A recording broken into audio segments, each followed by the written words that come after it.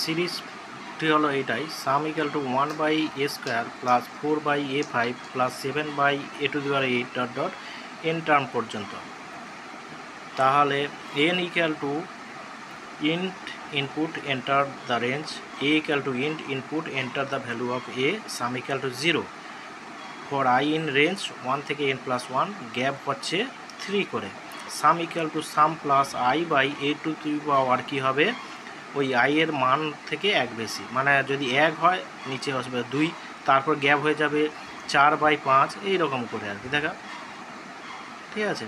এবারে প্রিন্ট করবে সাম of the series কমা দিয়ে সাম, ঠিক আছে। এবারে আমি দেখে না ভালো করে প্রোগ্রামটা, এটাই এই প্রোগ্রামটা রান করি। এবারে এন্টার দ্য রেঞ্জ 4 আর enter the value of a 2, তাহলে সাম অফ দ্য সিরিজ হবে 0.375।